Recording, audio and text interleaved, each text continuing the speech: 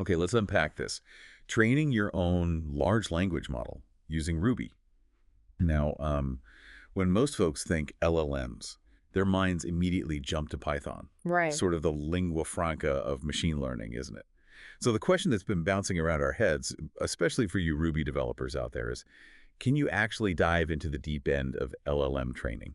Yeah, it's a fascinating question. What's interesting here is looking at Ruby, a language really celebrated for its developer-friendly approach, and seeing how it intersects with this whole AI world. Which is just exploding with these massive language models. Exactly. And our guide for this exploration is a really detailed article from the DEV community. It's called Train Your Own LLM, a deep dive with Ruby. Right. And our mission in this deep dive is basically to get real about what it takes. Like, what are the actual steps if you're a Rubyist curious about LLMs? hmm What tools within the Ruby ecosystem can you realistically use? And, well, where might you hit some practical walls? Yeah, the limitations are important. We want to cut through the noise, and give you a clear picture of what's genuinely feasible. And if we connect this to the bigger picture, Ruby, as the article reminds us, is a real powerhouse in web development. Oh, absolutely. Rails, right. Yeah, Rails drives huge platforms, Shopify, GitHub, Airbnb. Its whole focus is on making developers happy, enabling rapid prototyping. That's a massive advantage in lots of areas. Totally. I mean, that convention over configuration thing in Rails, it lets you build things incredibly fast, fantastic for getting projects off the ground. Yeah. But then you look at machine learning, especially training these huge language models. Yeah. And Python's dominance with its mature, highly optimized libraries, TensorFlow, PyTorch, it's just, well, it's a fact. So this brings up a pretty important question for a Ruby developer. Yeah. How can you even begin to tackle something so computationally demanding, Oh. especially with a, let's say, less expensive native ML toolkit? The central insight, really, from our article is that Ruby's path here involves significant reliance on external libraries or some clever ways to integrate with other languages. Right. And it seems the practical reality is, well, while you could definitely play around with simpler models, maybe explore basic NLP concepts using pure Ruby. For educational stuff, sure. Yeah. But when it comes to building state-of-the-art LLMs, you're going to need to bridge over to those high-performance computing environments. And let's be honest, those are largely C++ and Python domains. What's crucial to understand, though, is that this isn't necessarily a dead end. It shapes the strategy. It adds complexity. Oh, definitely, for sure. Managing different dependencies, thinking about performance across languages. But it also opens up this huge landscape of capabilities that Ruby alone doesn't currently provide for this specific, very demanding task. Okay, so if you're a Ruby developer even thinking about this, what are the essential tools? What's in your Ruby-centric toolkit for machine learning? The article kicks off with numo.nra. Right, this is your fundamental building block in Ruby. Think of it as analogous to NumPy in Python. The standard for numerical stuff in Python. Exactly. Hmm. It provides those efficient containers, the n-dimensional arrays, and the mathematical operations that are like the bedrock of so much scientific computing and machine learning. Okay. And importantly, it's actively maintained. It even has connections to well-established libraries like GSL and LaPACBLAS for, really heavy-duty linear algebra. Wow. Okay. There's even a Ruby version of those famous 100 NumPy exercises to help people get up to speed. That's fantastic. So you get NumPy's core power, basically, within a Ruby package. Okay. Next up, the article mentions Rumal. Yeah, what's interesting about Rumal is its ambition. It's aiming to be a comprehensive machine learning toolkit for Ruby, sort of like Python's scikit-learn. Which is huge in a Python world. It really is. Huge. And the fact that Rumal was projected to hit version 1.0.0 in early 2025, that signals a pretty significant level of maturity and ongoing development. It already includes a wide range of ML algorithms, classics like SVM, logistic regression, more advanced stuff like random forests, even multi-layer perceptrons, and crucially, it relies on NumO underneath for all the number crunching. Okay, so we're seeing a solid foundation being built within Ruby itself. Now, when we get to the deep learning heart of things, neural networks and all that, the article points to Torch.rb. Ah, yes. This is where things get really interesting for anyone wanting to tackle neural networks in Ruby. Torch.rb provides Ruby bindings for libtorch. Which is? libtorch is the core C++ library that actually powers PyTorch. Okay, the other big ML framework. Right, a major player in deep learning, known for its flexibility, powerful capabilities. So having access to it from Ruby means developers can define and train neural networks, leverage PyTorch's dynamic computational graph. What's that exactly? Think of it like a flexible blueprint for your neural network that can actually change as you train it, makes things more adaptable, and you get its automatic differentiation capabilities, essential for training these models. Autodiff, right, for calculating gradients. Exactly. And yes, crucially, if libtorch was compiled with CUD, You get GPU acceleration? you can potentially harness the massive parallel processing power of GPUs. Huge deal. That is huge. But the article does mention a separate libtorch installation and a C++ extension compilation step. That Yeah. sounds a little more involved than just gem install. It does, yeah. It introduces an extra layer of complexity. You're not Mhm. just managing Ruby dependencies anymore. Right. However, the potential payoff is significant. Access to the raw power of PyTorch within what aims to be a Ruby-friendly API. The article even notes using add instead of add sometimes. Trying to keep it Ruby-like. Yeah. Plus, there are related gems like Torch Vision for images, Torch Text for text, Torch Audio for audio, extending its reach. Okay, so covering different kinds of data. Right. Right. What about TensorFlow, the other major deep learning framework? The article mentions TensorFlow-ruby. Similar idea to Torch.rb. Mhm. TensorFlow-ruby provides Ruby bindings, but this time for TensorFlow's lower-level C API. It lets you define constants, variables, math operations, build and run computation graphs, those blueprints for calculations. It also supports eager execution by default. Which makes it feel more interactive. Yeah, can make development feel more immediate, more intuitive. And just like Torch.rb, GPU acceleration is possible if the underlying TensorFlow C library was built with it. Got it. It also provides automatic differentiation, that magic behind learning, and even includes some basic optimizers. But again, worth noting, separate installation of the TensorFlow C library is required. So we have access to both of the big deep learning frameworks through these Ruby wrappers. That's actually more comprehensive than I initially thought. What about the NLP side? Yeah. Natural language processing, obviously key for LLMs. The article touches on that too. It highlights gems like pragmatic segmenter for that fundamental task of figuring out sentence boundaries. Where does a sentence start and end? Yeah. Then you have various tokenizers and stemmers tools for breaking down words into smaller units or getting their root form, and libraries for more advanced stuff like named entity recognition. Finding names, places. Right, or just interacting with existing NLP APIs. The text gem is also mentioned as sort of a general collection of useful text processing algorithms. And then specifically for talking to LLMs that someone else has already trained, there are gems like RubyLM and RubyOpenAI. Exactly. These are higher level, more user-friendly ways to communicate with pre-trained LLMs. Models you might access via APIs like OpenAI's or maybe open source ones you host yourself. So this is more about using the LLM in an app. Precisely. The focus here is building applications that use LLMs for tasks generating text, answering questions, translation, rather than taking on the huge task of training one from scratch. Ruby OpenAI, for example, is a direct interface to the OpenAI API. Makes it easier for Ruby devs to integrate those powerful models. The article even has a helpful table summarizing these key Ruby libraries. Really puts it all in perspective. But it feels clear that for the really heavy lifting of actually training an LLM, we're often leaning on these wrapper gems. Sitting on top of those powerful C++ backends. That's a critical point. And given Python's, established dominance in ML, the article then logically moves into why Ruby needs to be able to talk to Python libraries. Yes, and the main way it highlights for doing this is the PyCall gem. PyCall. It's a really fascinating and, frankly, essential tool in this context. It lets Ruby code directly import and call Python modules and functions. Wow. It even handles some of the basic data type conversions between Ruby and Python behind the scenes. That sounds incredibly useful. It's absolutely crucial because it lets Ruby devs tap into that incredibly vast ecosystem of Python libraries that just don't have direct equivalents in Ruby. Things like Hugging Face's Transformers library. Which has thousands of pre-trained models. Exactly. Or their datasets library for managing large datasets. Or even just general data science tools like scikit-learn for maybe some pre-processing or analysis. Okay. The key insight here, though, is while PyCall unlocks Python's libraries, you need to be prepared for potential performance overhead compared to native Ruby or Python, especially if you're calling it a lot in data-intensive loops. That makes sense. Like having a translator in the middle adds a tiny delay each time. But the article does mention setup, right? Installing the gem, making sure the Python environment is accessible. Correct. Yeah, you might need to mess around with environment variables, maybe use pycall.init to explicitly tell Ruby where your Python install is. Okay. Also, maybe keep in mind a potential limitation around true multi-threading because of Python's global interpreter lock, the GIL, might impact performance in certain parallel scenarios. Right, the infamous GIL.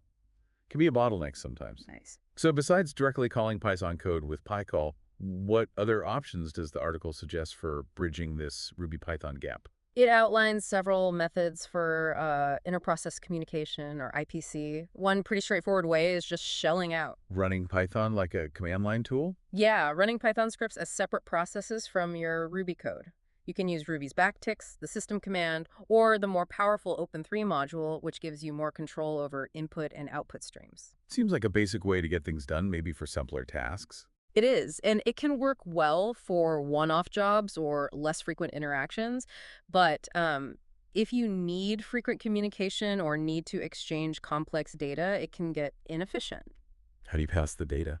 Often you end up serializing and deserializing data, maybe using JSON passed via standard output or even using temporary files. A bit clunky. Yeah, sounds like it. What other ways can Ruby and Python talk? Message queues, like RabbitMQ or Redis, that's a more robust solution. Your Ruby app puts tasks or data onto the queue. Like a waiting list. Exactly. And then independent Python worker processes pick up those tasks, process them maybe doing model training or inference, and could potentially put results back on another queue for Ruby to grab. Okay. That gives you good decoupling. It does, keeps things separate and can make the system more resilient. Okay, more like building a distributed system then. Pretty much. Then there are APIs using REST or maybe something more structured like gRPC. You could essentially expose your Python ML stuff as microservices. With their own network address. Right. Your Ruby app then talks to these services over the network using standard HTTP requests or gRPC calls. This is actually a really common pattern for integrating ML into Rails apps. Oh, interesting. Can you give an example? Sure. Imagine a Rails app for customer support. It could have an API endpoint that takes a user query, sends it off to a fine-tuned LLM service, maybe built with Sinatra and Torch.rb, or maybe a Python framework gets back a summarized answer and shows it in the UI. Like having a dedicated AI brain your Ruby app talks to over the network. Clever. Precisely. And finally, the article mentions RPC, remote procedure call frameworks, things like Apache Thrift or even XML RPC. More formal ways to call functions across languages. Yeah. Though it notes XML RPC can sometimes add performance overhead because of how it serializes data. So we've got this whole spectrum. Direct calls, shelling out, queues, APIs, RPC. How do you choose? The article emphasizes it really depends on a few things. How often do you need to interact? How complex is the data you're exchanging? What are your performance needs? For deep integration during training, maybe calling Python library functions frequently, PyCall might be the most direct, even with potential overhead. Okay. But for deploying a model as a service or orchestrating different steps in a bigger pipeline, using APIs or message queues often gives you better separation and leads to more scalable, maintainable systems. Okay, that gives us a really good handle on the toolkit and how Ruby can potentially mesh with the wider ML world, especially Python. But the article also includes a really crucial section on setting realistic expectations. This is absolutely vital, yeah. While those wrapper gems like Torch.rb and TensorFlow-ruby are incredibly powerful, giving you access to these top deep learning frameworks, Yeah. it's important to remember they are still fundamentally just interfaces. Wrappers around very complex external libraries written in C++ and Python. Okay, so what does that mean practically? It means you might occasionally hit compilation issues when installing them. You'll definitely need to manage non-Ruby dependencies, libtorch the TensorFlow C library. Right, not just gems anymore. Exactly. And the Ruby API might not always have every single feature or be perfectly in sync with the absolute latest developments or the most idiomatic ways of doing things in the core Python libraries. That makes sense. You're relying on another layer that has its own life cycle, its own quirks maybe? Precisely. And furthermore, the ecosystem around MLOps machine learning operations. Like DevOps for ML. Kind of, yeah. Deployment platforms, model monitoring, experiment tracking, that whole surrounding infrastructure is significantly less mature in Ruby compared to Python. Python has well-established tools like MLflow, Metaflow, tight integrations with cloud platforms like Kubeflow. So it sounds like a Ruby-based LLM project might require a bit more DIY spirit. Yeah, maybe. and a willingness to potentially build some of your own tooling or integrate existing general-purpose Ruby tools. More glue code needed. Probably. You'll likely be writing more glue code to connect different pieces, maybe using PyCall or those IPC methods to bridge Ruby and Python, or leaning more heavily on general-purpose Ruby tools for things like workflow orchestration. Okay, setting realistic expectations is definitely key. Now, let's dive into the actual process of training an LLM. Starting with phase one, data preparation. The article calls it fueling the model. It's a very fitting description, isn't it? Yeah. LLMs are incredibly data hungry.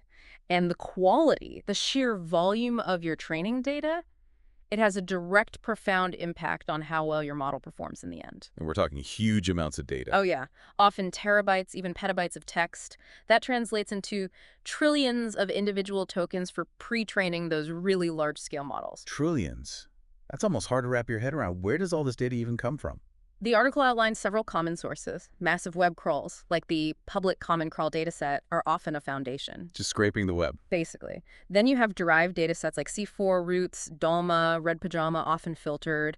Processed versions of Common Crawl may be focused on quality or specific languages. Yeah. Large collections of books like from Project Gutenberg, code repositories like GitHub, all of Wikipedia, academic papers from ARC, and even highly specific domain-focused data like internal company documents if you're fine-tuning for a particular business use case. It sounds like assembling a giant global library of text and code.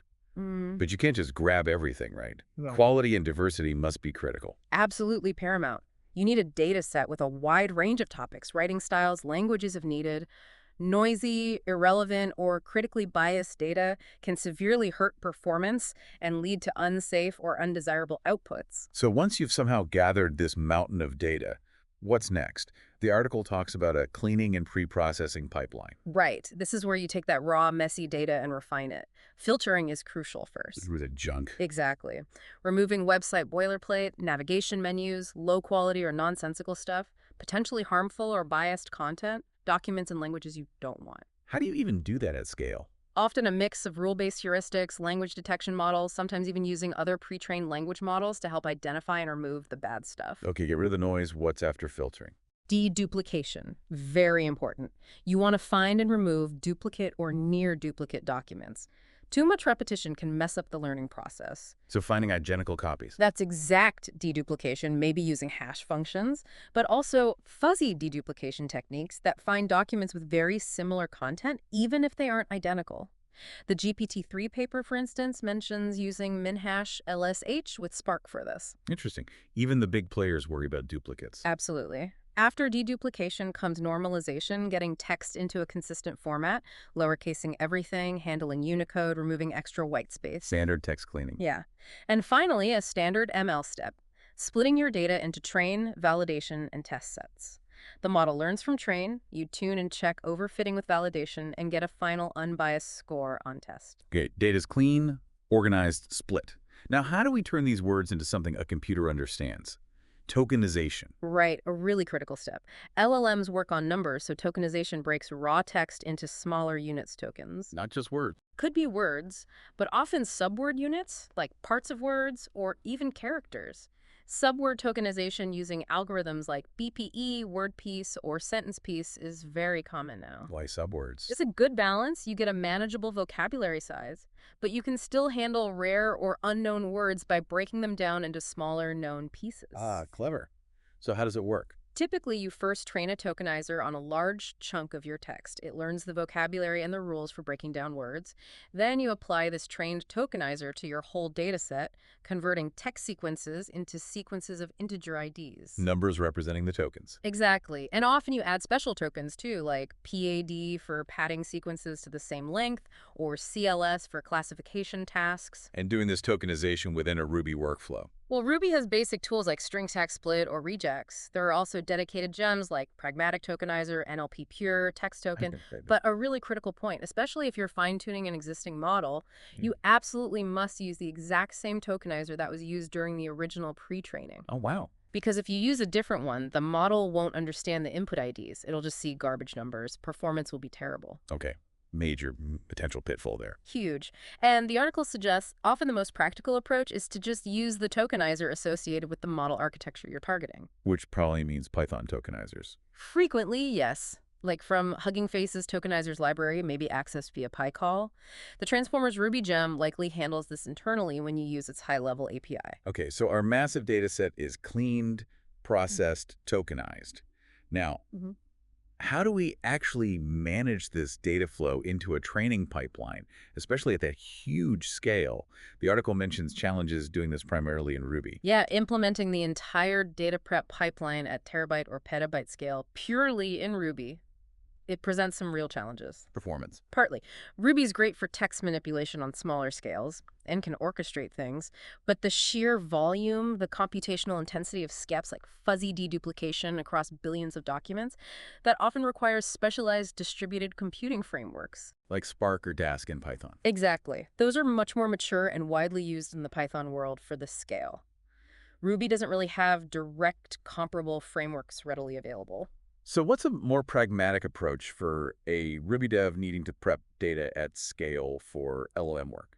The article suggests a few strategies. One, use Ruby for orchestration, manage the overall workflow, trigger steps implemented in other, more suitable languages or tools. Okay, be the conductor. Right. You could handle smaller scale stuff like normalization or some filtering using Ruby gems, Yeah. or call out to external command line tools, maybe C++ or Python ones optimized for heavy lifting like deduplication using Ruby's Open3. Right. And of course, leveraging Python via PyCall is crucial.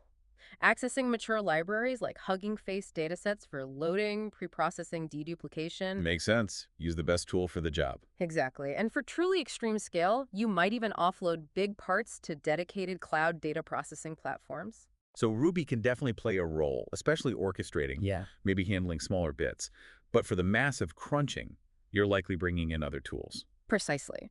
Trying to build and run the entire large-scale data prep mainly in Ruby could cause bottlenecks and need a lot of custom work compared to using Python's mature data science stack, which is kind of built for this. All right, data's prepped. Let's move to phase 2, model architecture, building the brain. Nice phrase. And it jumps straight into the transformer architecture. Right. The transformer has really become the standard for modern LLMs. What was revolutionary was moving away from sequential processing, like in older RNNs, and relying entirely on attention mechanisms. Why was that such a big deal? It allows for significantly more parallelization during training. You can process different parts of the input sequence somewhat simultaneously, which is crucial for the massive data sets and model sizes we see today. Much faster training. Got it. So what are the key parts of a transformer? Several key components. First, embeddings. They turn each input token into a dense vector representation. The numbers again, but richer this time. Yeah. Then there's positional encoding. Since the attention mechanism itself doesn't inherently know word order, this adds information about the position of each token in the sequence. Okay, tells it where words are. Right. The core is the multi-head self-attention mechanism.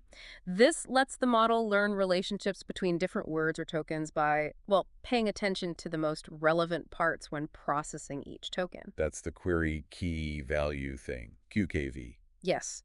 For each token, its embedding gets transformed into 3 vectors: query, key, value. The attention score between 2 tokens is based on the similarity between the query of one and the key of the other. Okay. These scores then weight value vectors, letting the model focus. And multi-head just means doing this attention process multiple times in parallel with different QKV projections, letting it capture different kinds of relationships. And there's masking too. Right. In decoder-only models like GPT, masking prevents the model from seeing future tokens during training, essential for predicting the next word based only on previous ones' autoregressive generation. Got it.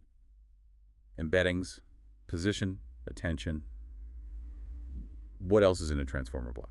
Each layer usually also has feed-forward networks, applied independently to each token's representation after attention. Typically a couple of linear transformations with a nonlinear activation function like ReLU or GELU in between. Okay. And to help stabilize training, there's layer normalization and residual connections. Residuals basically let the original input skip over parts of the layer. You might also see RMS norm used instead of layer norm sometimes. Little tricks to make training work better. Exactly.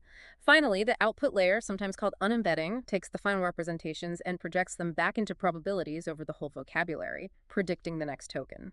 Sometimes use weight tying with the input embeddings to save parameters. Okay, quite a few interconnected pieces. And the article mentions different types of transformer architectures, like different arrangements. Yes, how you arrange these blocks gives you different models suited for different tasks. Encoder-decoder models, like the original transformer, BART, T5, they have separate encoder and decoder stacks with a tension between them. Good for sequence-to-sequence tasks like translation or summarization. Input to output. Right. Decoder-only models, GPT, Llama, PaulM, just use the decoder part with that masked self-attention. Great for autoregressive text generation. Just predicting the next word. Yep. And encoder-only models like BERT or Rota use just the encoder stack. They're bidirectional, see the whole input at once. Good for understanding context classification, NER, question answering. So how does a Ruby developer actually implement these? Building one from scratch in pure Ruby sounds like a performance nightmare for big models. Oh, highly impractical for competitive performance. Pure Ruby just isn't fast enough for that level of computation. The article points to more realistic options. One promising one, using Torch.rb. The PyTorch wrapper. Right. You can define transformer layers, or the whole model, as torch.nn module objects. You compose these using layers from Torch.rb, like embedding, linear, implement attention using TensorOps, use layer norm. So you build it piece by piece using the Torch tools. Exactly. And potentially get GPU acceleration if libtorch has CUDA. That sounds powerful, but still needs a deep understanding of transformers and tensor math.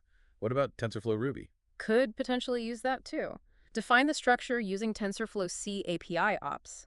The article suggests implementing things like multi-head attention might be less direct than with Torch.rb's module system, maybe more explicit graph construction.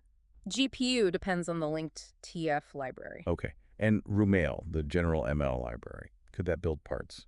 While Rumail has things like MLPs, linear models, maybe conceptually related to feed-forward networks, but it doesn't have the specialized layers for a full transformer. Plus, no native GPU support, which is almost essential. So good for smaller experiments maybe, but not building a competitive LLM. So it really seems to come down to using those wrapper gems for the core deep learning frameworks.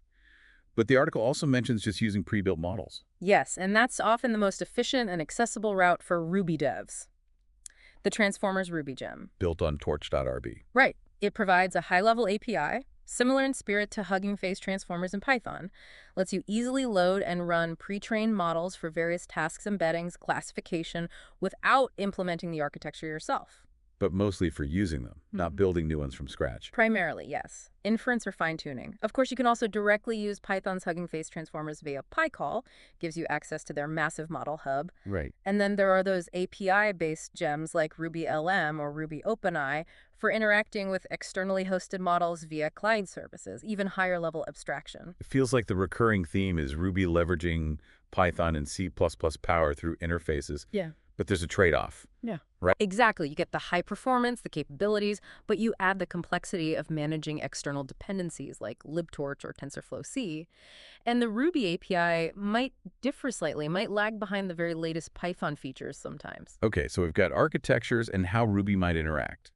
Now, a really key decision, pre-training versus fine-tuning.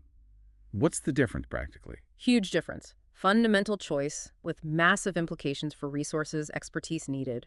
Pre-training is training an LLM from scratch on a massive unlabeled data set, trillions of tokens. Learning general language. Exactly. Starting with random weights, training for weeks, months on thousands of GPUs or TPUs, the result is a foundational model. Okay. And fine-tuning. Fine-tuning takes a pre-trained model and trains it further on a smaller, often labeled data set specific to a task or domain. You start with the learned weights, continue training on your task data. How much less data and compute? Significantly less. Often thousands to millions of examples, not trillions, can often be done in hours or days on far fewer GPUs. Pre-training sounds like something only huge tech companies can really do. That's generally the case. Technically possible to attempt pre-training in Ruby using Torch.rb or TensorFlow-ruby if you had the hardware. But the lack of a mature distributed training ecosystem in Ruby, plus the sheer scale, makes it highly impractical for most compared to using established Python frameworks and cloud platforms. Okay, so pre-training from scratch in pure Ruby is probably off the table for most of us.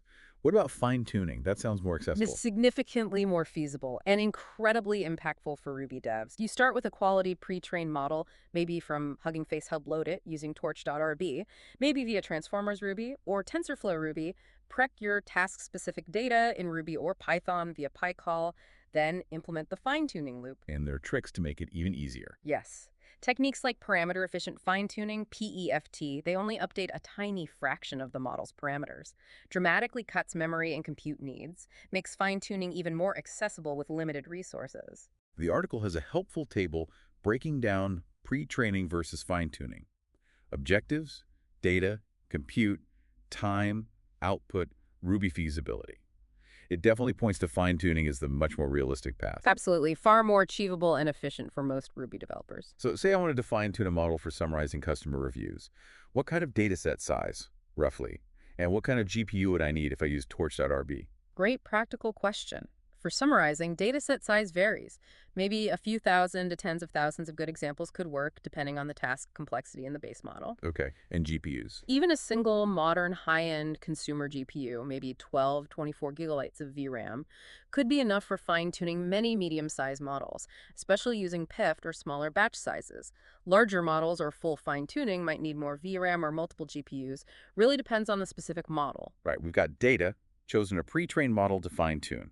That brings us to phase 3, the training loop, teaching the model, where the learning actually happens. Exactly, the core iterative process. Feed data, get predictions, calculate error, loss, adjust weights to reduce error, repeat. Simple loop concept, complex execution. Pretty much. And before you even start that loop, the article stresses understanding your hardware needs. Right, GPUs and VRAM again. Sounds essential. They really are. The article breaks down where GPU memory goes. It's not just the model weights themselves, which can be huge for billion parameter models. Yeah, those uses memory. The optimizer state, the gradients calculated during backpropagation, the activations from the forward pass, the KV cache for efficient inference generation. A 7 billion parameter model might need 14 GB VRAM just for weights, but the total footprint during training can be 2-3x that or more. Wow, so just having a GPU isn't enough. Need to check the VRAM, especially for bigger models. Precisely. The article highlights NVIDIA GPU's A100s, newer RTX series, lots of VRAM. Mentions AMD's Instinct series, too. For the biggest models, you need multi-GPU setups, high-speed connections between them. NVLink InfiniBand. Right. And don't forget supporting hardware. Good server-grade CPU recommended, lots of system RAM, maybe 2x total GPU VRAM, fast NVMe SSDs for data loading. Briefly mentions Google's TPUs, too, tightly integrated with TensorFlow jacks. So GPUs are like the specialized muscle for these massive AI calculations, like a superpowered calculator. That's a great analogy. Thousands of parallel cores, incredibly efficient at the matrix math that's core to deep learning. The article includes a table with estimated hardware for different scales. It really drives home how resource-intensive this can be. It does. And remember, those are just rough estimates. Actual needs depend on batch size, sequence length, optimizer choice, memory-saving tricks like PFT or gradient checkpointing. Lots of factors. Okay, assume we somehow got the hardware. Yeah. Break down the core steps inside that training loop. Okay. The loop repeats for a set number of epochs, passes through the training data, or until some stopping point. First, load a small batch of training data, convert it to numerical tensors for PyTorch or TensorFlow. Got it. Batch, then tensors. Second, the forward pass. Feed the batch through the model. It makes predictions, often raw scores called logits. Mod guesses. Third, loss calculation. Compare predictions to the actual correct targets using a loss function, like cross-entropy. This quantifies the error. How wrong was it? Fourth, the backward pass. This is backpropagation. Calculate the gradients, how much the loss changes with respect to each model parameter. This uses that automatic differentiation. Figuring out who to blame for the error. Kind of. Yeah. Fifth, optimizer step. Use an algorithm like Atom or SGD, take the gradients and a learning rate, and update the model's weights to hopefully reduce the loss next time. Nudge the weights in the right direction. Exactly, and repeat. And how would a Ruby dev implement this loop using Torch.rb or TensorFlow-ruby? Using Torch.rb feels relatively Python-like. Load data, Ruby stdlib, or PyCall for PyTorch data loader, convert to Torch.tensor. Loop through batches. Inside loop forward pass is output model.call input. Calculate loss, loss.carch.nn, cross-entropy-loss.new.call, output batch labels. Backward pass.loss.backward. This needs requires dilograd, true on relevant tensors. Right. Then use an optimizer from Torch.optim, like AtomW call optimizer.zerograd, before the forward pass to clear old gradients, then optimizer.step after loth.backward to update weights. Sounds like a structured sequence. Yeah. What about TensorFlow-ruby? Depends on eager versus graph mode. Eager mode more intuitive. Use TF gradient tape to record ops during forward pass. Then tape.gradient loss to get gradients. Apply with an optimizer like TF train, our gradient descent optimizer. Okay. Graph mode. Define the whole graph first forward loss optimizer update step. Then execute it in a TF session. TensorFlow handles auto diff within the graph. You can't just let this run and walk away, right? Need to monitor progress. Absolutely. Tracking key metrics is essential. Is it learning? Overfitting? Any issues? With metric. Training loss should go down. Validation loss on separate data. If it goes up while training loss goes down, that's overfitting. Perplexity. For language models, lower is better. Task-specific metrics, if fine-tuning, accuracy, F1, BLEU, translation, Rouge, summarization. And how do you track these in Ruby? Basic. Simple logging, print to console or files. TensorFlow-ruby might have some TensorBoard integration, TensorFlow's visualizer. For more serious tracking, integrate external platforms, weights and biases, MLflow, Neptune.ai. Use their APIs or Python clients via PyCall. Okay. Finally, the big question. Estimating training time. How long will this take? The million-dollar question. It's complex. Basic idea. Total FLOPs, computational work, divided by hardware throughput, Wow. sustained FLOPS. Love FLPs. Floating point operations. Yep. For pre-training a transformer, rough estimate. Total FLOPs, X, number of parameters, total training tokens. That sounds astronomical for big models and data sets. It absolutely is. Then, hardware throughput. Theoretical peak FLPs of a GPU are higher than sustained performance due to bottlenecks. Model FLPS utilization, MFU, is the percentage of peak you actually achieve, maybe 40% like Llama 3 reported. Okay. So, effective FLOPS, a GPU peak FLOPs, MFU number of GPUs, then estimated time SL, FLOPs, effective FLOPS. For huge models, this easily means weeks or months. Wow. How about for fine-tuning? More practical to just time one epoch on a subset of data than extrapolate. The article also mentions scaling laws like Chinchilla about balancing model size and data and recent ideas about overtraining small models being cost-effective for inference. And a final caution about Ruby's efficiency here. Yes. Because the Ruby ecosystem has fewer mature, highly optimized libraries specifically for large-scale distributed ML compared to Python, achieving high MFU might be harder in a primarily Ruby setup. Could mean longer training, higher costs for the same hardware. Potentially, yeah. Reinforces the idea that Ruby might orchestrate, but the raw compute efficiency at massive scale might still favor Python's ecosystem. Okay, we've theoretically finished training. Mm. Phase 4, evaluation and iteration. Crucial, the article stresses. It is. Training rarely works perfectly first time. Evaluation objectively measures capabilities, identifies weaknesses. Iteration, based on evaluation, is how you improve. So what do we measure to see how well it did? Depends. Pre-training, mostly validation loss and perplexity. Fine-tuning for a task. Task-specific metrics. Like? Classification. Accuracy, precision, recall, F1. Generation. Summarization, translation. BLEU, Rouge. Question answering. Exact match, F1. Beyond numbers, also general quality and safety human evaluation for coherence, fluency, plus benchmarks for bias or toxicity. Okay. How do we build an evaluation pipeline in Ruby? Similar flow to training sometimes. Load the train model using Torch.rb, TensorFlow-ruby, etc. Set it to evaluation mode, disables dropout, etc. Got it. Load evaluation data using the exact same preprocessing and tokenization as training. Iterate through data batches, do a forward pass. No gradient calculation needed here, saves memory compute. Just skip predictions. Right. Then calculate metrics by comparing predictions to ground truth. Simple metrics. Maybe implement in Ruby. Standard complex NLP metrics like BLEU, Rouge, perplexity. Often most practical to use established Python libraries, Hugging Face Evaluate, NLTK, Sacred BLEU, via PyCall. Pass data back and forth.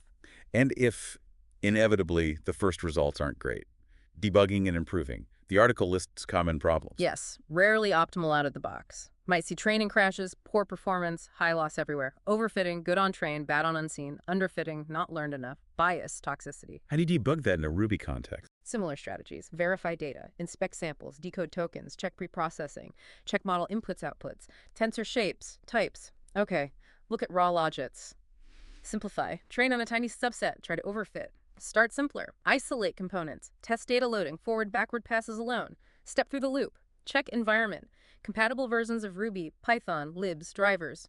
Hyperparameter tuning, learning rate, batch size, optimizer, regularization, data, need more, better quality, augmentation, architecture, bigger model if underfitting.